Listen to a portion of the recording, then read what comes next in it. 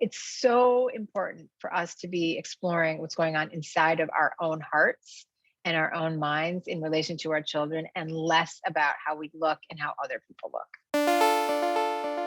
You're listening to the Mindful Mama podcast, episode number 337. Today we're talking about the secret to secure attachment with Bethany Saltman. Welcome to the Mindful Mama podcast. Here it's about becoming a less irritable, more joyful parent. At Mindful Mama, we know that you cannot give what you do not have, and when you have calm and peace within, then you can give it to your children. I'm your host, Hunter Clark Fields. I help smart, thoughtful parents stay calm so they can have strong, connected relationships with their children. I've been practicing mindfulness for over 20 years. I'm the creator of Mindful Parenting, and I'm the author of the best-selling book, Raising Good Humans, a mindful guide to breaking the cycle of reactive parenting and raising kind, confident kids. Hello, welcome. I'm so glad you are here today. This is such a cool conversation. But listen, if you haven't done so yet, please go ahead and hit the subscribe button so you never miss an episode. And if you get some value from this podcast, or if you have ever gotten any, do me a favor, go over to Apple Podcasts, leave us a rating and review. It really just helps the podcast grow more. It takes a minute of your time, and I really, really appreciate it from the bottom of my heart. In just a moment, I'm going to be sitting down with Bethany Saltman. She's an author, an editor, and researcher. Her work can be seen in magazines like The New Yorker, New York Magazine, Atlantic Monthly, Parents, and others. And we're going to talk about her book, Strange Situation, A Mother's Journey into the Science of Attachment. And you'll hear me say how much I loved this book. I devoured her book in like 4 days. I really, really enjoyed reading it. So much in there, and we really dive into in this conversation the science of attachment, such a buzzword, especially for us parents. And we're going to talk about the science of attachment. What does it mean to have a secure attachment? What are the key ways to develop a healthy attachment? And also about her own story. So this is such a fascinating conversation that I know you are going to love, and may actually spark some different ideas for many of us. Before we dive in, I just want to share some recent wins from Mindful Parenting members. As you may know, Mindful Parenting is the course and the membership site where I help parents take it to the next level and create that calm and cooperation they really want, invest in those relationships that really make the most meaning and joy in our lives. And here are some wins. So I'm so psyched for Jana, who just joined Mindful Parenting, and she is finding time for herself again. So thrilled. Juliana is celebrating her daughter wanting to avoid being late, which is so exciting. Valerie has started meditating and is working on incorporating it daily. Allie is having an easier time leaving the house with the kids. Hoot. She's been also meditating daily, focusing on calming herself before helping her child. So great. We also have a win from the Mindful Parenting Teacher Training Program. So I teach people who are passionate about parenting, therapists, teachers, doulas, to teach mindful parenting. And one of our certified teachers, Carrie, is teaching her second round of mindful parenting within her church. So I'm so excited for you, Carrie. Yay, so exciting. So those are just some wins that are happening. If you're interested in taking it deeper and learning more about mindful parenting and getting the support you need to take your parenting to the next level, go to mindfulparentingcourse.com and just get on the wait list. We'll let you know when the doors open, and I can't wait to see you there. You can ask any questions you want of me, and we'll send you awesome free content on the waitlist too. So, all right, let's do this. Let's dive in. Join me at the table as I talk to Bethany Saltman. So I was so fascinated by Strange Situation, and I love your book, and I wondered if part of it, I mean, obviously you were fascinated by and curious about your own attachment style and your child's attachment style. In much the way I was after I first took my first psychology class in college, and I was like, oh my God, am I insecurely attached? Right. And you had that big question too. So I would just love to open up this conversation by just maybe you could tell for us, the listener, in case anyone doesn't know or has a confused idea. What is attachment, and why were you so passionate and curious about it to write this book about it? Sure, sure. Yeah, well, attachment is not what I thought it was. So I'll start with what I thought it was. When my daughter Azalea was born, she's almost 16. Um, I had read Dr. Sears and his book on attachment parenting. And I was under the impression that attachment was something, it was kind of like a do or die. It was a yes or no, and that a baby was attached or was not attached, and that an adult likewise, had a kind of good attachment system or a bad attachment system, and he set it up to be, and he says lots of things to sort of counteract this impression, but he does in fact state that this is a kind of intuitive system that if it's not well, what he says is that if it's working well, it will be very good for the mother and for the baby. And so my question was, well, what if it's not working well? Mhm. So my initial impression of attachment was this very nebulous kind of thing. And so, but what I learned in my research and after studying attachment for many years is that attachment is a very broad behavioral system that includes our entire bodies and minds. And it's really an orientation toward connection. It's an orientation toward using another person as a form of safety. So a really wonderful way of describing it is when a rabbit gets afraid, they run to a den, to their like place, and a person runs to a person. And Mhm. so that's attachment. It's Mm. that very, very profound, very primitive, and it takes everything that we have to learn to trust that someone will be there for us. Now, when we hear that with adult ears.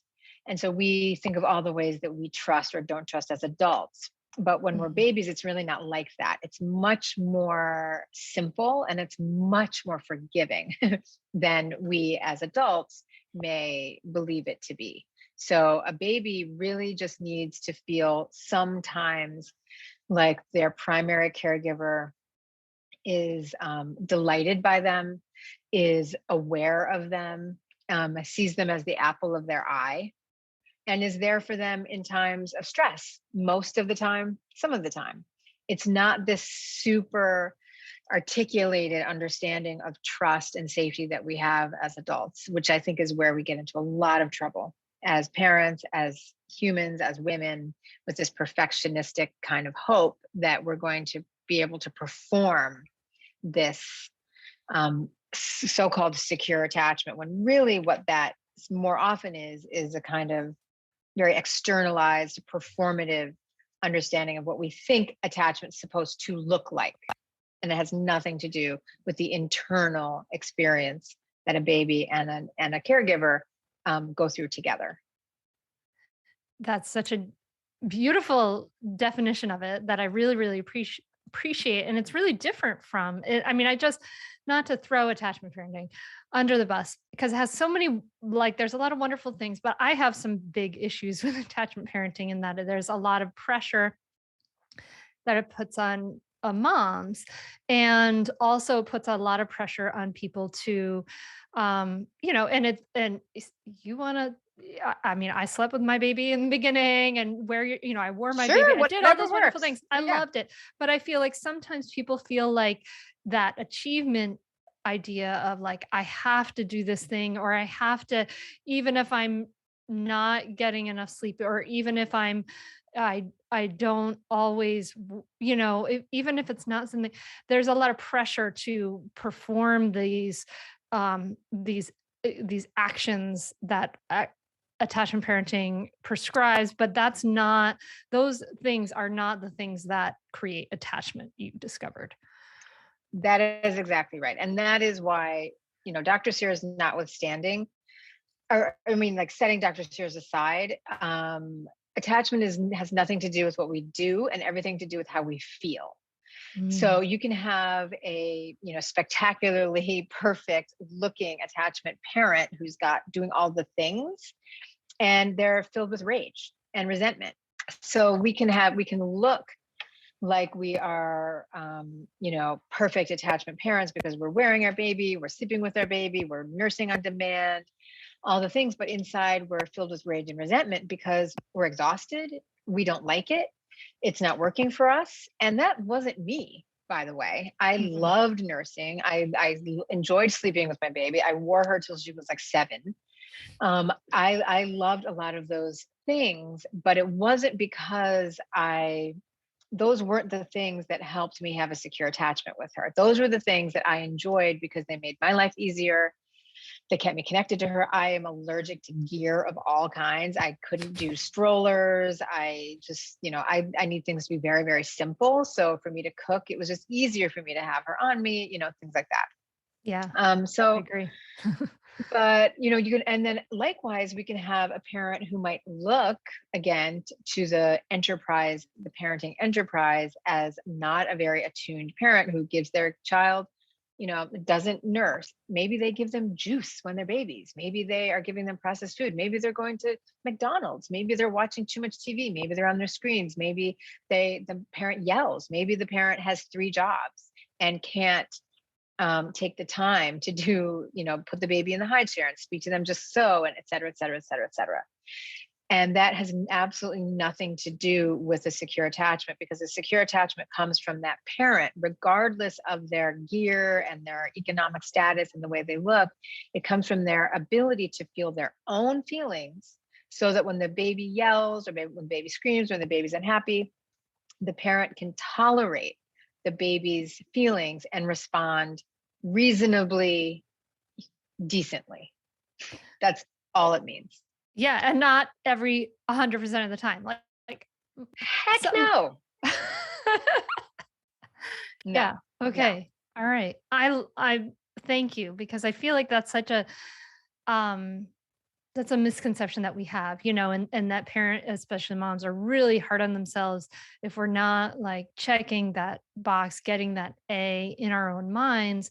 And that's what you're describing. That's really the danger, is the feeling, is the internal orientation of, I'm not good enough, I'm not doing this well enough, I can't be with myself, I can't be with these difficult feelings. Yeah, That's the thing that we want to heal and take care of, and that absolutely. could lead to that lack of attachment, I guess. Stay tuned for more Mindful Mama podcast right after this break. My daughters have been growing so fast recently, and keeping up with the growth spurts, and even the changing tastes, because they're changing so fast too, really can be kind of a challenge. Plus, add on to that I pretty much hate going to go shopping for clothes with my kids. It can be like so stressful. They get kind of stressed out. It's so frustrating. So let the style experts at Stitch Fix help out with easy options that fit their vibe, their size, and your wallet. I love Stitch Fix for kids. I love Stitch Fix for me, honestly, but I love it for kids too, because it really just takes the stress out of dressing your kid for sunnier seasons, right? And Stitch Fix has totally got you covered with budget-friendly, bright and breezy styles your kiddo will love. My daughters love doing the Stitch Fix quiz to figure out what their style is. They had a lot of fun with it. We did it together, and I love how effortless it is. It's so wonderful. They put in the input, the stylist sends these clothes, and you just keep, your kids can try on the pieces at home before you buy, and you only keep what they love and send back the rest. Shipping, returns, and exchanges are always free. So it's amazing. They send this return big envelope. Your kid gets to try on everything at home. You don't have to go to the store. It's so ideal for somebody who cares about their time and just simplify and make things easier. There's no subscription required. You simply order a refresh as needed, or set it and forget it with regular seasonal fixes. You're totally in control. But it's brilliant because, from toddlers to picky tweens, Stitch Fix Kids has growth spurts taken care of, style changes taken care of. They have all the sizes 2T to 18, and your kid gets to decide. And you set the budget, and then your kid decides. It's so easy. I can't recommend it enough. Try today at stitchfix.com/hunter and you'll get 25% off when you keep everything in your kids' fix. That's stitchfix.com/hunter for 25% off. It's such a great deal when you keep everything in your kids' fix. stitchfix.com/hunter. Well, it's never going to be a lack of attachment. Every single one of us is attached. It may not be a premium experience. It may not be the best, adaptation, but we are all attached, except for cases of extreme neglect, which is very rare, really. We may associate our attachment figures with a kind of trust that isn't very good for us.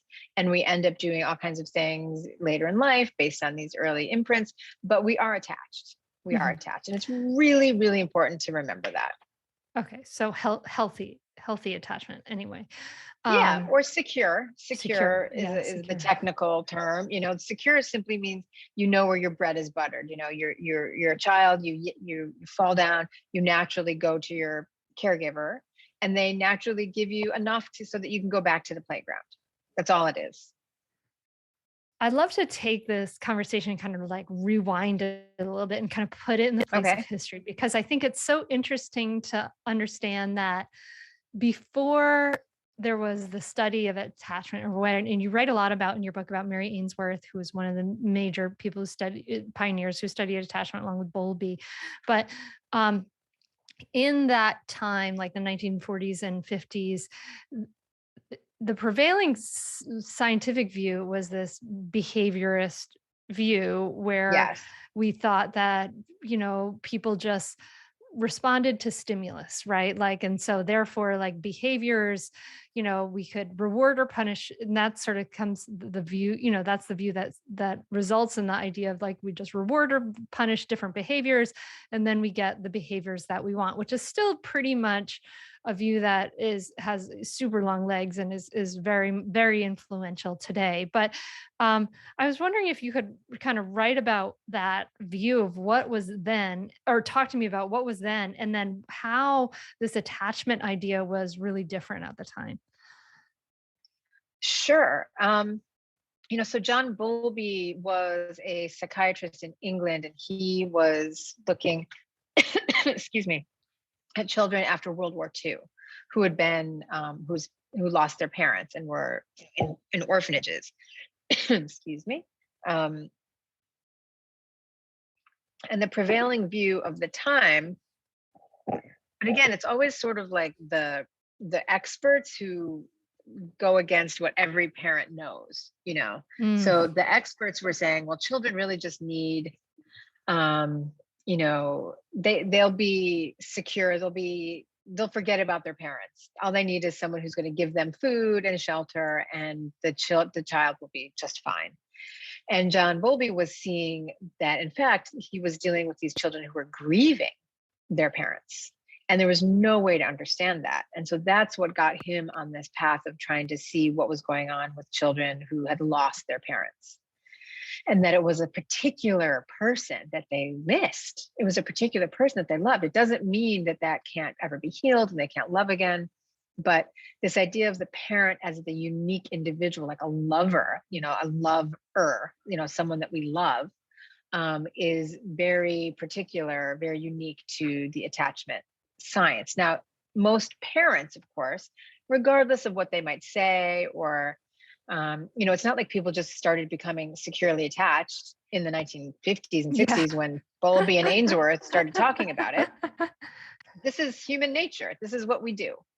And we do this all around the world. We do it. We've always done it. We will always do it. And it's really important for your listeners to think about, all the different kinds of parents there are in the world, and that 65% of us are securely attached, even in instances that seem unbelievable and so different from the way that we think we're supposed to be. So I always like to remind perfectionistic mothers about that, to like let down the guard a little bit. Um, so that's what sort of was happening in the science. And so when Bowlby and Ainsworth came along, well, when Bowlby originally came along and said the relationship between a parent and a child is in fact a relationship, people really balked at that and said, "Are you kidding? Like parents are just drones, like just feeding children and providing care." And Skinner put his baby in a box and all that kind of stuff. And Oh my God, that was um, so shocking. Do you know what happened to this poor child who was raised in the Skinner baby she box? she swears that it was fine. She writes about it and she says that, and it could be because she was somehow securely attached. Who knows? I think that the real, I think for me, the most important message here is that it's so important for us to be exploring what's going on inside of our own hearts and our own minds in relation to our children, and less about how we look and how other people look. Mm. All right. Awesome. Yes. Yes. E- e- Even Wait. Skinner, who looks insane. Who knows? His daughter stands by him. Well, yeah, maybe she was securely attached. It's so fascinating. But I mean, so that was an idea. Like the science was basically saying, like, let's, we can reward and punish behaviors on these external things, and it's not this internal stuff that matters. But then Ainsworth and Bowlby, they were saying like, no, this relationship is really matters a lot. And Ainsworth developed the strange situation. Maybe you could just describe what that is, because it's the title of your book, and it's really an interesting little test that Sure. had a life of its own. Yeah. So the strange situation is a procedure that so when Bowlby came up with this idea that relationships matter among parents and children, and I certainly did not, when I said before, mean to imply there's any kind of like romance between parents and children. When I said love, it's just that there's love, the way that we feel Yeah. love for anybody. I mean, that's the human heart. And Yeah. so I understand that can be a very sensitive area, so I wanted to clarify that. But so he Thank you. came up with this idea that parents and children have a real relationship. People balked, including Mary Ainsworth, who was working with him on his projects at the time. She didn't believe it because she was from the Freudian view that that children and parents exist in sort of like, they kind of coexist psychically, but that what was most important was what was happening intrapsychically, like in one's own mind and fantasy and It's dream. very And that individualistic view, basically, right? exactly, Like, yeah. that's exactly right. Yeah, psychically. So yes. Um, so then she went to Uganda and started studying this and seeing it on her own. And she saw immediately that Bowlby was right, that in fact, the mothers and babies that she saw, and she was there, by the way, because her husband had a job there, was doing a research project.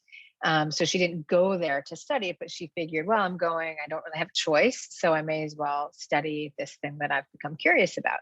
And she saw right away that what she saw were in fact real relationships that had many of the same rules of engagement that adult relationships have. People want to be heard, they want to be seen, they want to be listened to. All of us do, babies, teenagers, who I have in the house with me now, adults, old people, mammals. Mammals like contact. We like mirroring. My dogs like it. So she began to see that this was true. And then she became obsessed and very steeped in it and really wanted to understand, okay, so this attachment relationship is true. How does it work? When does it happen? How does it change over a lifespan? What is different among different people? And so that's when she became interested in classifying different kinds of attachment, and that's where secure and insecure attachment came from, was from her studies. So she was in Uganda, then she went to Baltimore because her husband went back to Baltimore. That's a whole nother story. And she she wanted to replicate what she did in Uganda in Baltimore. She wanted the most different population she could possibly find on the planet. And so she went from very, traditional African women to suburban moms in Baltimore in the 1960s, which I think is That's pretty different. good, pretty different. Yeah. And what she discovered was exactly the same, except for one thing, which was that the babies in Baltimore didn't express as much concern. They didn't express as much protest when they were in the presence of a stranger as the children in Uganda did. So at the heart of the attachment system is what is called secure base behavior. And we all know what that is. So when the child is afraid, they, like I said before, they go to the parent. If a child is really, happily playing, and then a loud noise comes, they, scooch to the parent. And that secure base behavior is really important. That's like the building block of what creates a secure attachment. Like, is that secure base behavior functioning most of the time and with ease? So Mary was very interested in watching that. In Baltimore, she didn't see as much of it because the babies weren't as frightened of her as they were in Uganda. So she was really curious about that. Part of it was that the babies in Uganda had never seen a white person, and she was a white person. So that, that enlisted a kind of threat feeling. So she could see that she could watch their secure base behavior with her in the room.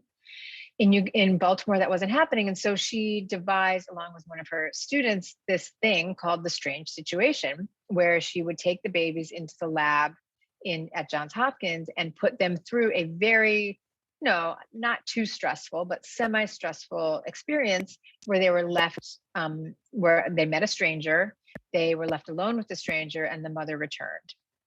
And over time, they saw that what was most interesting was not what happened when the baby was left alone or met the stranger, but what happened when the mother returned.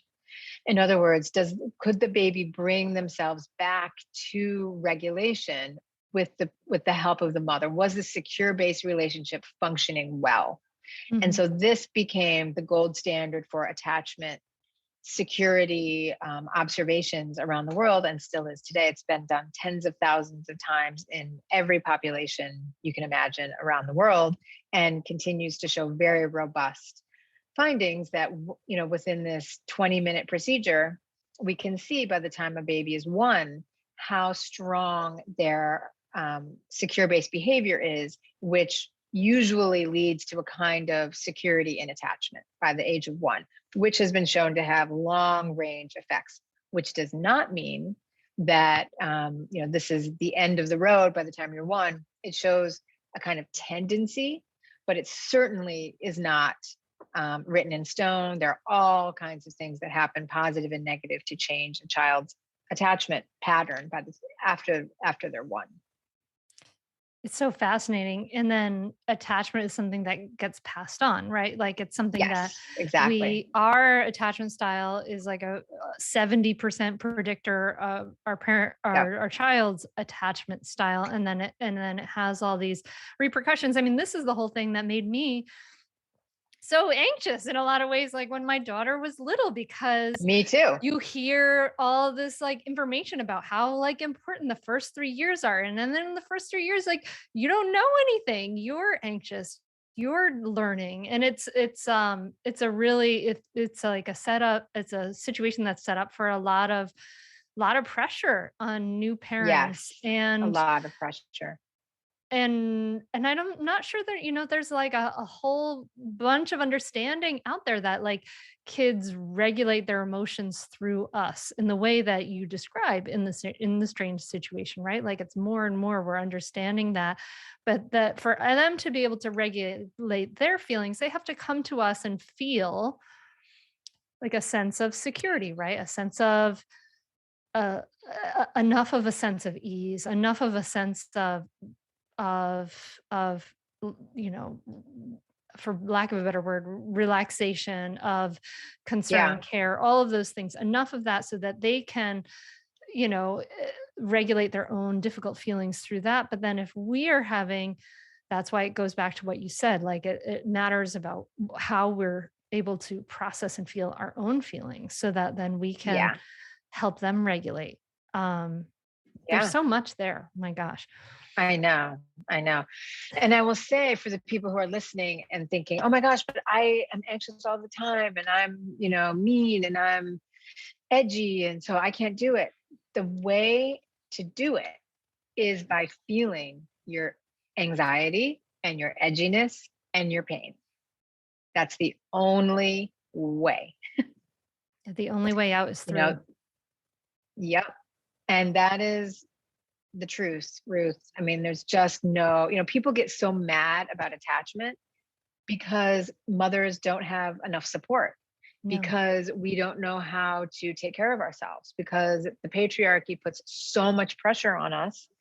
And, things like COVID make it so much worse. And, all of the ills of society, of our culture, of the way that we're structured come in through a woman's body. And that's patriarchy, but that is not attachment. That doesn't discount the truth of attachment. It makes it true that we need more support, and that it's not just about women, it's about any primary caregiver. But we can't make it not true that our babies need us to be present in our own experience. You could never convince me that that is not true. And I have studied this for a long, long time. And I have spent many, many years in meditation as a Zen practitioner, and the Buddha came up with the exact same reality. So that's why I love this work so much, because it just dovetails so beautifully with an understanding of the universe that I have come to appreciate and trust. Stay tuned for more Mindful Mama podcast right after this break. So listen, I love my coffee and I have some coffee in the morning, but I don't love not being able to sleep at night. Sleep is incredibly, incredibly important to me. And caffeine and coffee and tea, caffeine has this half-life where it lives in your body for hours and hours and hours and hours and hours after you have stopped having the coffee and tea. So I really don't want to have any caffeine after 11 a.m. in the morning, because sleep is so, so, so important and we are just sleep deprived. So rasa has been the perfect addition to my day. Rasa is an adaptogenic coffee alternative with an incredible selection of blends that energize from adaptogenic herbs and mushrooms instead of caffeine. And not always, but a lot of times, like kind of after lunch, I get a little slump.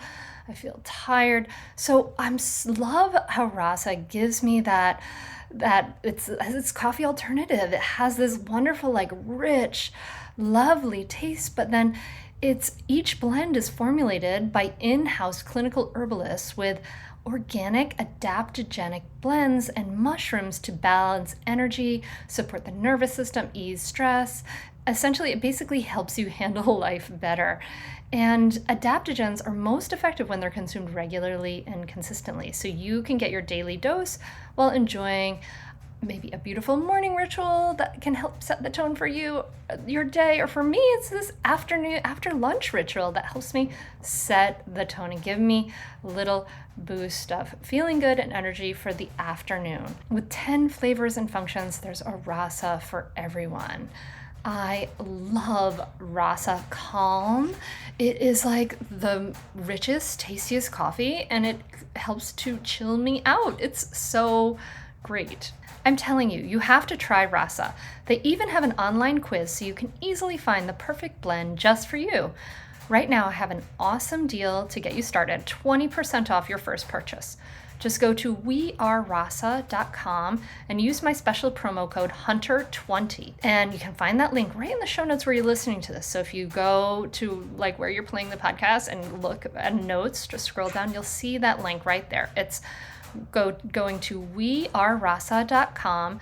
That's promo code HUNTER20 for 20% off. wearerasa.com. That's RASA. Yeah, exactly. That's why I was so excited about it, because I'm reading your book And you take us on this story. You take us on this amazing story of yourself. You're open and vulnerable. And I'd love to like talk about those things, but you discover that these external things are not the thing, and it's all the things that we need are the things that I was so excited, because this is what I teach in mindful parenting, is like we need to be able to regulate our own nervous system. We need to be able to steady our hearts and our minds and our nervous system. We need to be able to take care of our difficult feelings. We need to have compassion for ourselves. We do all these things to steady and heal ourselves, and that those are the things that help us give our kid a secure attachment. Yes, It's not ma'am. Self-care is other care, is childcare. Yep. And I'm not talking about mani pedis and bubble baths, although that's great. I'm talking about taking yourself seriously. And, like I say all the time, if you're serious about wanting to create a secure attachment with your child, start by paying attention to yourself in a deep way. I get very, I don't know if frustrated is the right word, but a little bit, yeah, I guess frustrated with so much of the so-called parenting shtick around, just all this worry about, are we doing a good job? And what does secure attachment mean? And all this mishigas around it. And it's like, guys, don't worry about it. It's not about like what we can think and understand and know. I mean, of course, I can say that because I just went through this whole thinky process. But I'm here to tell you, don't worry about it. Like, learn about yourself, learn to delight in yourself, bring some delight to the picture with your child. It doesn't have to be all the time. It doesn't have to be perfect, and it doesn't have to look any certain way, but that will bring the joy and the light to your child's future that you might think that you're doing by learning all this stuff and trying to do all these things. It's so simple that our like super developed minds as, contemporary Western mothers, it's almost too simple for us. Because I think we crave a lot more stimulation. We want to be intellectually stimulated. We want to be creative, and that's all great. And I think we should do that. But this piece is not that. This is a very, very simple body thing. And it's scary when the answer is not external. And what's scary when the answer Exactly. is internal, right? Like exactly. There's a lot of resistance to becoming comfortable in one's own skin, because that's a scary thing to do. I mean, you've probably heard I'm not into it.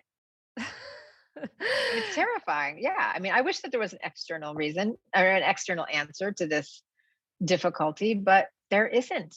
There just isn't. I really appreciate the way you write so like vulnerably, so honestly, and really beautifully about your experience, about like, your feelings of joy, your feelings of ambivalence, all these different things, the worries. Like, you were so concerned about attachment that you became like someone who can measure adult attachment. It's so fascinating, you and your husband. But you also write really frankly about sleep training. And and I was wondering if I'm just gonna, if you don't mind, I want to just read a little part. Sure. You said at the sort of the end of that chapter, a few nights of tears I trusted paled in comparison with what I knew Azalea was up against, and what she'd be up against even more if she and I were both exhausted. My impatience, my anger, me. And you write about sleep training, which I think is incredibly brave of you, knowing that it's such a fraught and challenging issue. Did you have any worries about sharing this? Tell me about your decision to kind of like share your experience with sleep training and about the experience itself. Yeah. I had no qualms about it because it worked for us so well. And we did it and I read about it in the book, extremely meticulously. I am not a fan of recklessness. I am a very meticulous person. I I take this stuff very seriously. So when I talk about, it's inside, it's not outside, don't worry about getting too complicated about it. It's not because I don't care or I don't think it matters. I think it matters tremendously. And so when we moved into the sleep training moment, it was with that level of intention. And so we did a lot of reading. And I found something that seemed true for me. There was a book called The Mother's Circle. I love that book. It's my favorite parenting book.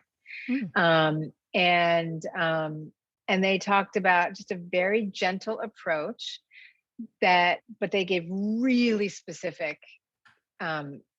instructions, directions. And so we followed the instructions to a T. And it worked really, really well. It was very painful. I think it was 3 nights, and I have the whole record. I have the whole journal of every 15 minutes and what we did. So not to toot our own horn, but I think I'm really proud of the way that my husband and I did that, because we took it really seriously, and we sacrificed, big air quotes, 3 nights of, no sleep, of really difficult work. And because I knew that I just lived in a monastery where I was sleep deprived and ill, and I could not be tired. So I had to make sure I got some sleep. And so that's why we went ahead and did this, but we did it, I think, really the right way. And it, quote, paid off. Now, someone could be listening to this and saying, oh, 3 nights for you is a life of, difficulty for the child, but that's just not true. First of all, she's like the most, well-adjusted person I've kind of ever met. And she's also a delight. And, she's totally, totally fine.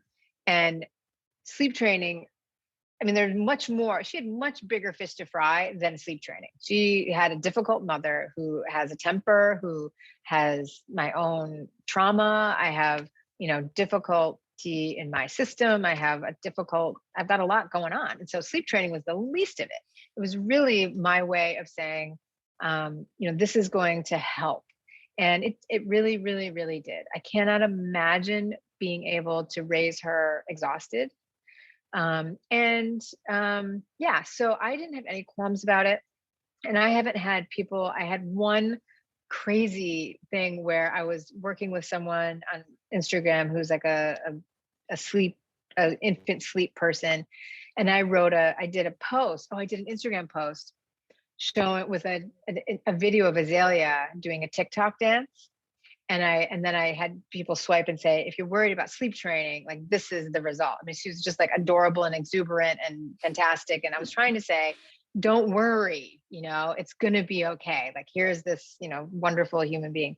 And the person that I was working with, and we were going to do all these partnerships together, she totally had to cancel me, because her following was like, how can you possibly talk to her? Because she's pro sleep training. And it's just like, oh goodness. So but that's the only time that's ever happened.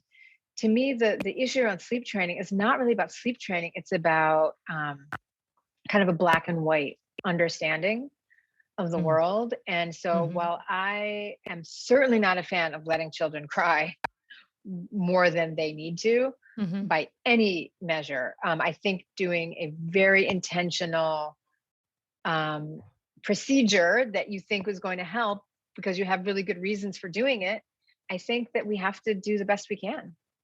Yeah. We have to kind of weigh all those things.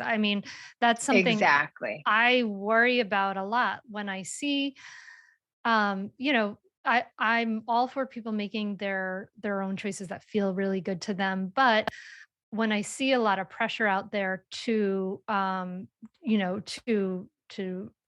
either not sleep train or the shaming of it and those kind of things, I really worry about people's mothers and fathers and caregivers' ability to get enough sleep and to be able to function. Like, there's 40% of the population is not getting enough sleep. We're in this kind of go, do it all perfect kind of world.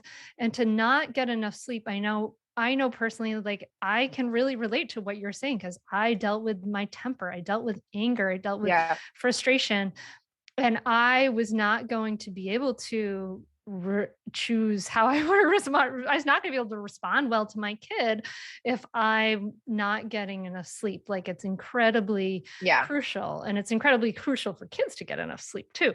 It's Yeah. like a Yeah. crisis actually of sleep that we're kind of It in. So totally is. Yeah. yeah, I appreciate. I thank you for sharing that because I think that that is there has to be like a nuanced point of view, to to be putting it in black or white or shaming, blaming on either side is to like take all curiosity and understanding out of the picture, right? To just say, Yeah. like, well, what is going on? What are your needs? And to say like parents' needs matter. That I think for me Yeah. that A piece is woman's needs incredibly matter. important. Yeah. Yes. A woman's needs matter. Yeah. Yes. And because we're living in a world where dad's needs matter a lot more, just operationally. And so I think to say that a woman's needs matter is really powerful and radical. A I woman's think sleep matters. Yeah, Yeah, I think Kristen Neff would call that fierce self-compassion, right? Like that's the exactly. fierce I really like her. self-compassion. Yeah. Absolutely. Yeah, yeah. All right, so the if we want our kids to have a secure attachment, we want to be able to be that secure base. We want to be able to respond sensitively. If we're worried that like we had all kinds of stuff going on when our kids were little, what do you Mm, say to people if they feel like they're worried I messed it up then? What do you say to yeah. people as far as like what are okay, yes, Bethany, I'm going to start to look at myself maybe, but what are some of the steps that people can take to turn a ship around if they feel like if it's gone sailing in the wrong direction? Yeah. Well, first of all, that's such a big step.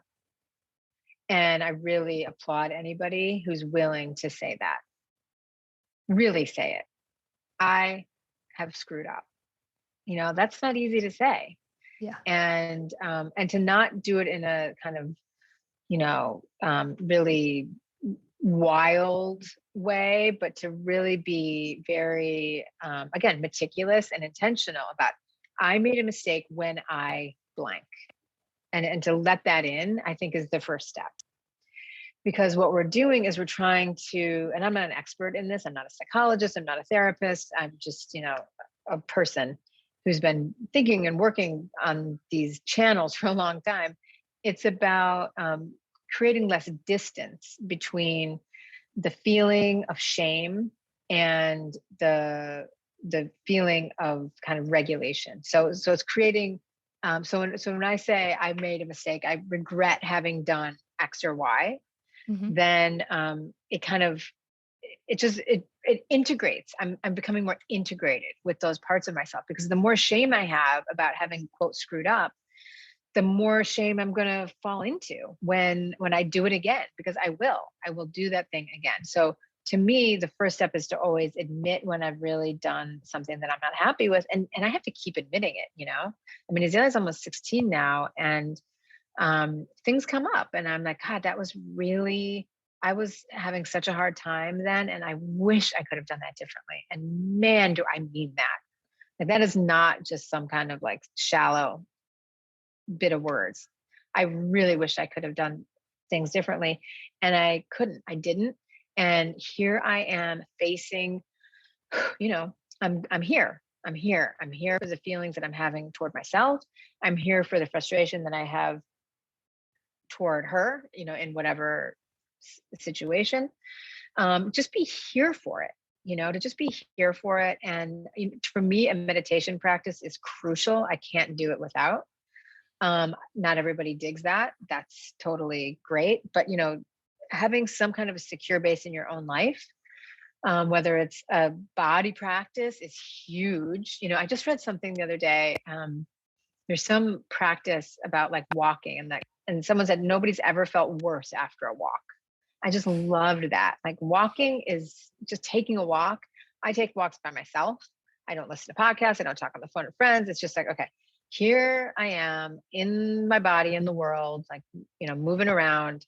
It really, really helps. It helps me be here. So I would say, as far as the science goes, it's never, ever, ever too late. You can always turn the ship around relationally, and people who are in long marriages know this to be true. You can always change things. We're always changing.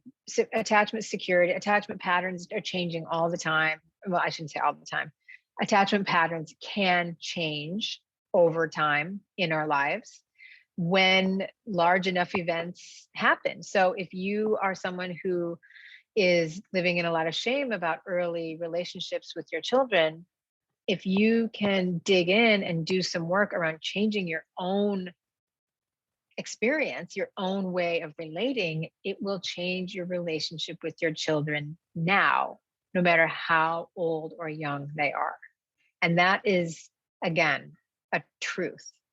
So, we are such forgiving, incredibly, just like glorious creatures. And our system is so built for forgiveness and so built for functioning and for love. And so all we have to do is, not all, it's a lot, but, or I really like to think in terms of orienting toward our own spaciousness, our own forgiveness, our own love. And then that, we bring the people in our sphere into that delight. Delight is what Mary Ainsworth called it. That quality that she saw between insecurely attached pairs is what she called mutual delight. Mm-hmm. And if we have a hard time, starting to notice delight is a really good step. Like, what delights you? Is it, a sunny day? Is it getting 8 hours of sleep? Is it a meal? To just start indexing on your own delight. And then how can you share that? And how can you share in mutual delight with your child? Azalea and I we're finishing The Sopranos right now. It's so fun. It's kind of crazy. There's a lot in there that I would not have thought that I was going to watch with my 16-year-old, but we're working it out, and it's not everybody's version of delight, but it's ours. It used to be Real Housewives of Beverly Hills. We love that.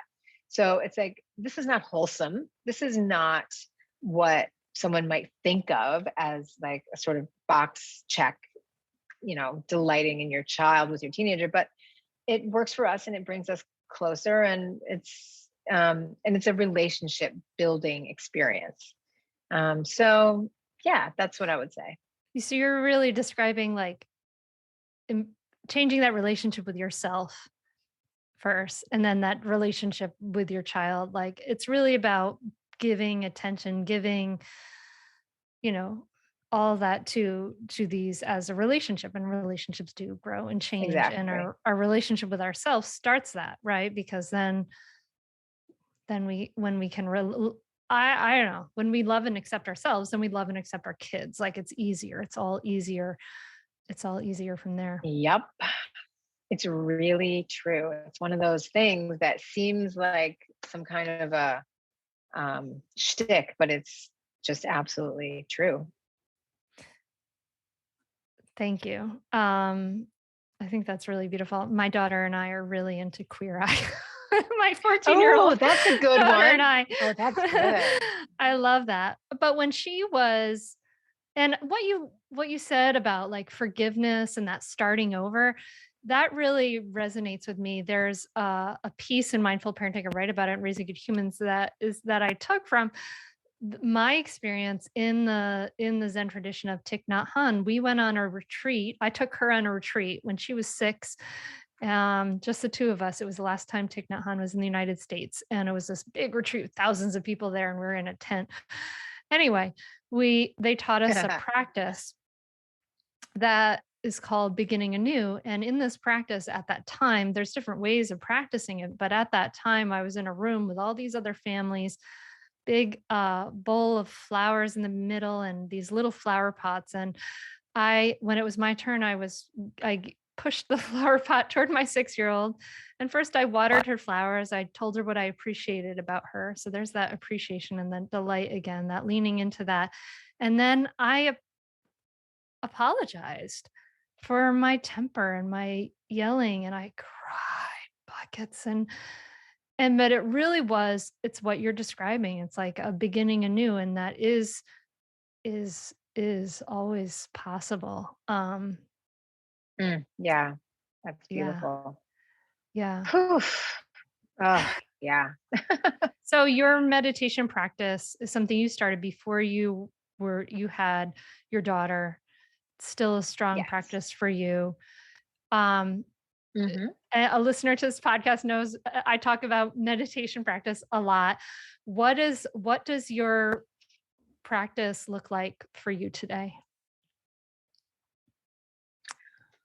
Well, it's definitely really different. When I was younger, it was really rigorous, and I did a lot of, week-long retreats and spent a lot of time at the monastery. And these days, it's really getting up in the morning and sitting for 20 minutes before I do anything else. And it's a very simple kind of shikantaza practice. I used to work on koans. I used to be really What's just a lot more kind of shikantaza? shikantaza. It's just sitting. Mhm. So it's objectless awareness. So it's not even working with the mind or not even working with the breath and letting go of thoughts, which is the sort of traditional Zen practice. It's just seeing thoughts, just seeing everything, just really cultivating bright awareness without any movement. So that's my practice. And yeah, I mean, it's changed a lot over the years, but sometimes it's 10 minutes. I also write in the mornings before the world wakes up. So I'm always kind of like, because the writing can be a type of meditation, certainly not a substitute for me. But I'm always kind of splitting my time. Like, okay, what time does Azalea have to get up? What time are we doing? What time is the world going to, start? And then I did get up as early as I possibly can and divide that time between writing and sitting.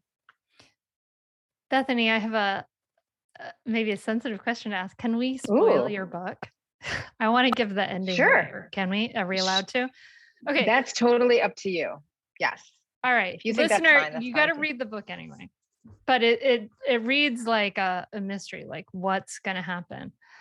And you eventually found out. You went through all years of study and all this learning about attachment, becoming trained in adult attachment styles, etc. And you eventually found out that your attachment status and your daughter's, and it really changed the way you told your own story. And I was wondering if you could share a little bit about this. Sure. Is that the question you wanted to ask? Because that doesn't sound that sensitive. I just don't want to. I'm like a little leery of giving away you were Oh, worried that I you see. were. I was anyway. It felt like it was Yeah, like yeah, a yeah. little bit Okay, of a yeah. page turner. What will the attachment status Got it, got be? it, got it, got it, got it. Yeah. Yeah, no, I definitely worked on that. Yeah. So how did it change? It changed when I got my adult attachment results. I was really surprised and found a sense of tremendous relief and confidence, actually, that has definitely stayed with me. It's been really interesting. Um, but it's not because I learned a certain thing about myself. It's more that I had come to trust this field of study very, very deeply. And I put in, it was kind of like the sleep training thing. I put in a lot of work to get myself to a place of trust. I mean, that tells you something about me. So by the time I got there, it was kind of one of those beautiful moments of, we don't get catharsis very much in life, but it kind of was a bit of a catharsis. And so, yeah, it really did change because it helped me feel like I love being surprised. I love when things are not what I think they are. In fact, that's my biggest prayer. Please, surprise me. Because I tend to be someone who thinks she knows everything and is a little too sure of herself.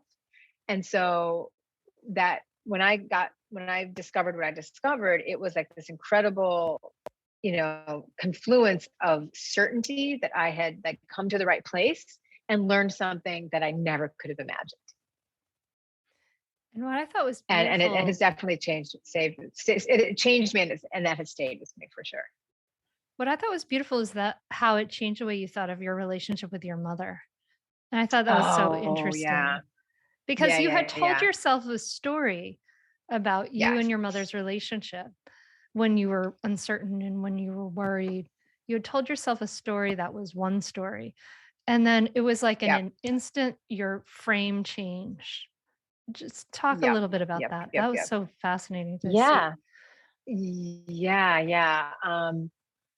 Yeah, I mean, I had always, it's that just being a little too sure of myself, like we all have that like negativity bias where we all see things out of a certain lens, but I am like extra that way.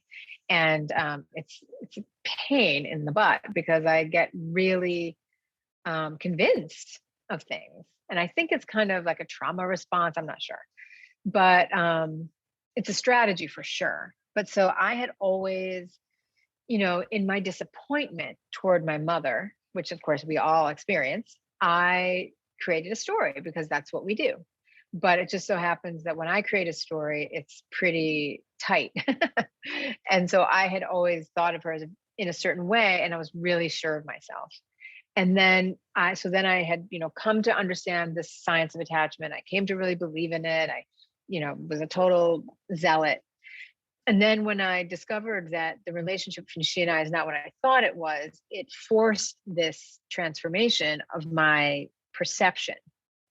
That is any Zen student's, favorite thing. I mean, because what we study in Buddhism is our mind and our perception and our interpretation, and how we are so at the mercy of our perception, and that it's delusion is what it is. It's delusion. Mhm. And so it's a very fine line between when to trust yourself and when to recognize that you're operating in delusion. And this is the duality that a practitioner is exploring all the time. And so when that happened for me, it was really kind of just a radical explosion of both of those things. I trusted something, and something was totally wrong, and it was around my mother. And my relationship with her has really um, has grown since then as well, for sure. That's She really she is beautiful. not she is not what I thought she was, nor is she otherwise. Mhm. That's beautiful to hear. Yeah, because throughout the book, we hear the stories like, moms, smoking the cigarettes while she's nursing you as a Oh baby and, yeah. and all Oh the yeah. different stories.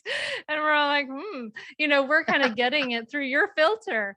And Yeah, then it's so exactly. beautiful to see this like, oh, and this change of filter and towards mom. And I'm really heartened to hear that your relationship really improved and changed from that realization. It's Yeah. really I mean, we beautiful. always had a great relationship, but I held her as I held everybody, mostly myself, to this really kind of iron fisted expectation.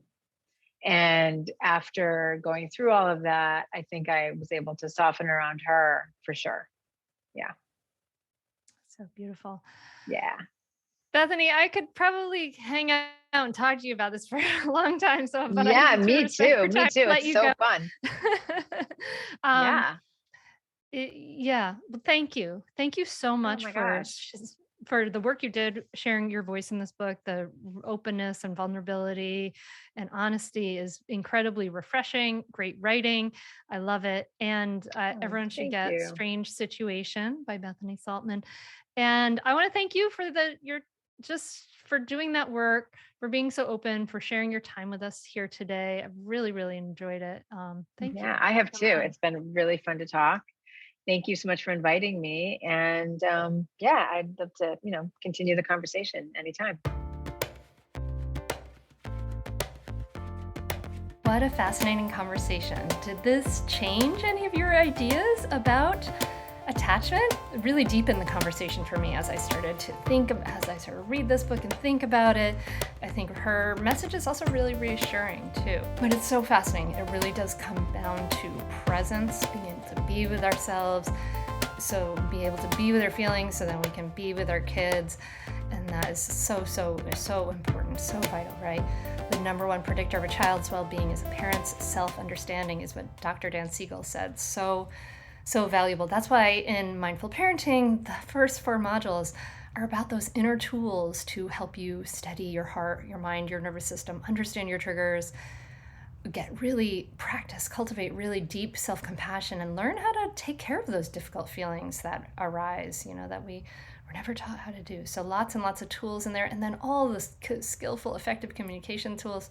There's so much there. Listen, if you want to take your parenting deeper, if you want to get the support you need, go to mindfulparentingcourse.com, get on the wait list. We'll send you tons of free resources. Then we'll let you know when the doors open and see if it's right for you. So that's mindfulparentingcourse.com. And thank you so much for being here, for listening. I hope you enjoyed this episode. I hope it makes some ripple effects of ease and peace in your week. And I really appreciate this way to connect. I really appreciate your time and your ears. And, I know that within you and within me, we have, we are like, our default settings are for negativity bias and anxiety, right? Because our nervous system is wired for survival, but we also have within us the capacity to have deep ease and connectedness and wholeness as we come into the present moment. It makes such a huge difference in our lives. So I wish for you moments of that this week. And I thank you so much for listening. I will be back in your ears next week, next Tuesday. So thanks so much, and we'll talk to you soon, my friend. Namaste.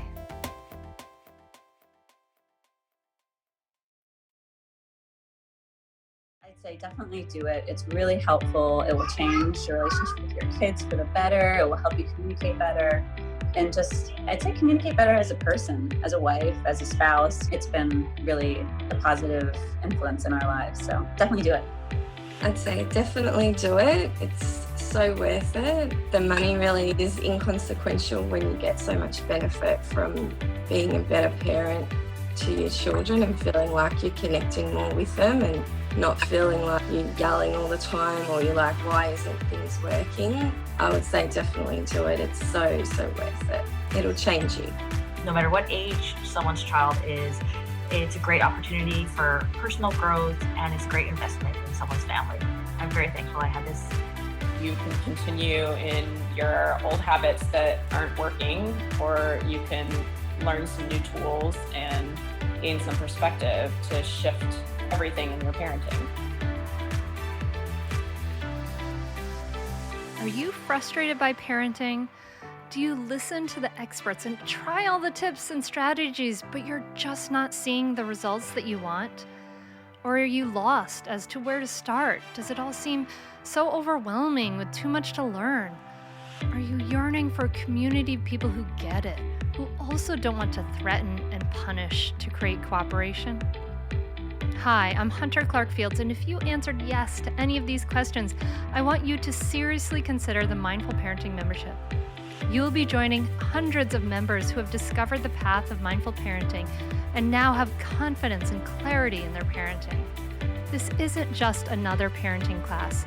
This is an opportunity to really discover your unique, lasting relationship, not only with your children, but with yourself. It will translate into lasting, connected relationships, not only with your children, but your partner too. Let me change your life. Go to mindfulparentingcourse.com to add your name to the waitlist, so you will be the first to be notified when I open the membership for enrollment. I look forward to seeing you on the inside. mindfulparentingcourse.com.